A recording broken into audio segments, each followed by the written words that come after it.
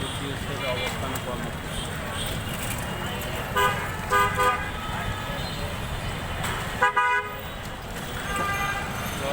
বিসিএসের রেজাল্ট পুনর্মূল্যায়নের দাবিতে পূর্ণ সুপারিশ, পদ বাতিল এবং পদ বৃদ্ধি অবস্থান কর্মসূচি। বিএসসি সংস্কার আন্দোলন। অন্যান্য দাবি: 1 নম্বর, ক্যাডার বৃদ্ধি বাতিল সংশোধন। রিটেন ভাইবার মার্ক প্রকাশ। 45তম বিসিএস থেকে ভাইবার মার্ক আসছে।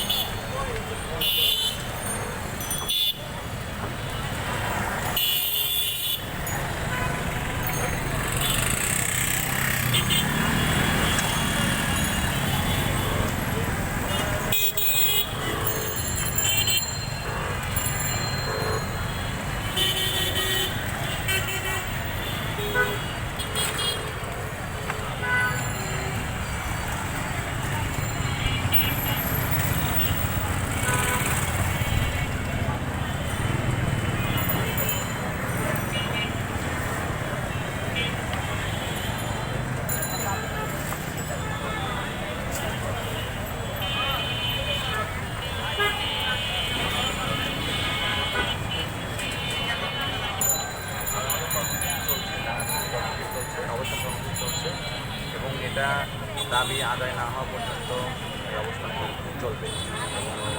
যতক্ষণ দাবি আদায় না হয় প্রয়োজনে আরও নতুন নতুন বিভিন্ন কর্মসূচি, যেমন অনশন বা ছিটে যাওয়া বা আরও সবাই যারা আমরা এখানে নেতৃত্ব নিয়ে এখানে সাধারণ থেকে আলোচনা করে তো সেক্ষেত্রে যখন যে ডিসিশন হবে সেভাবেই কর্মসূচি থাকবে। তবে এটা নিশ্চিত দিচ্ছি, দাবি পূরণ না হওয়া পর্যন্ত টানা আমাদের সবচেয়ে প্রধান দাবি হচ্ছে, আপনারা জানেন 30শে জুন রাতের আধারে একটি প্রহসনমূলক রেজাল্ট প্রকাশ করা হয়েছে, 44তম বিসিএসের রেজাল্ট, ফাইনাল রেজাল্ট। সেখানে প্রায় 8 শতাধিক পোস্টের পুনঃসুপারিশ এবং নিচের চয়েস লিস্টে সুপারিশ করা হয়েছে। সেক্ষেত্রে 1600-র মধ্যে অর্ধেকই এভাবে নষ্ট হয়ে গেছে। এবং তাছাড়াও আমাদেরকে অন্যান্য বিসিএসের ধারাবাহিকতায় যে চূড়ান্ত রেজাল্টের সময় রাষ্ট্রীয় জরুরি জনপরিসংকটে যে পোস্ট বৃদ্ধি করা হয়, আমাদেরও এসেছিল প্রায় 8 শতাধিক পোস্ট। তার মধ্যে 430টা পোস্ট জনপ্রশাসন দেওয়া হয়েছে, মাননীয় প্রধান উপদেষ্টার কার্যালয়ে অনুমোদিত দেওয়া হয়েছিল, সেটাও দেওয়া হয়নি। মানে 870 তো দেওয়া হয়নি, এই 430ও দেওয়া হয়নি। আমাদের দাবি হচ্ছে এই পুনঃসুপারিশ এবং নিচের ক্যাডারের নিচের চয়েস লিস্টের নিচের ক্যাডারের যে সুপারিশ এটা বাতিল করে এবং জনপ্রশাসনের 44-এর নামে আসা 870 পোস্ট সহ 44-এর রেজাল্ট পুনর্মূল্যায়ন করতে হবে এবং এটা খুব সময়ের মধ্যে করতে হবে, না হলে আন্দোলন আরও ছড়িয়ে পড়বে।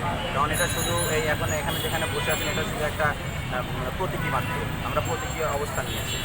আমাদের নন ক্যাডার আছে প্রায় 8500 এবং ক্যাডারও এখানে আছে 99। এবং তাছাড়াও কিন্তু আমাদের যে দাবিগুলো, সেই দাবিগুলো কিন্তু একেবারেই অন্যান্য পরের যে বিসিএসগুলো সেগুলোর সাথে কিন্তু একেবারেই প্রাসঙ্গিক। যে এভাবে যদি পিএসসি পুনঃসুপারিশ করতে থাকে বা পদ বৃদ্ধি করতে না থাকে, তাহলে কিন্তু আমাদের 45, 46, 47, 48 যেটাই হয় সবাই কিন্তু এর ভুক্তভোগী হবে। এইগুলো হচ্ছে বর্তমানে হচ্ছে 44-এর রেজাল্ট পুনর্মূল্যায়ন হচ্ছে একেবারেই প্রথম দাবি এবং একেবারেই জরুরি দাবি। এটা দ্রুত সময়ের মধ্যে এটা সমাধান করতে হবে।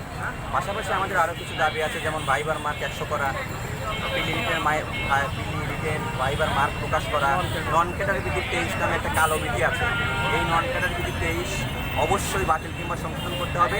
এবং আমাদের যে একটা বড় সংখ্যা 8072 জনের মতো, 8272 জনের মধ্যে একটা সংখ্যা নন ক্যাডার আছে, এদের চাকরির নিশ্চয়তা দানের জন্য নন ক্যাডার বিধি 23 সংশোধন করে এখান থেকে সর্বোচ্চ সংখ্যক, সম্ভব হলে সবাইকে, সর্বোচ্চ সংখ্যক ক্যান্ডিডেটকে 9 গ্রেড কিংবা 10 গ্রেডের চাকরির নিশ্চয়তা দিতে হবে।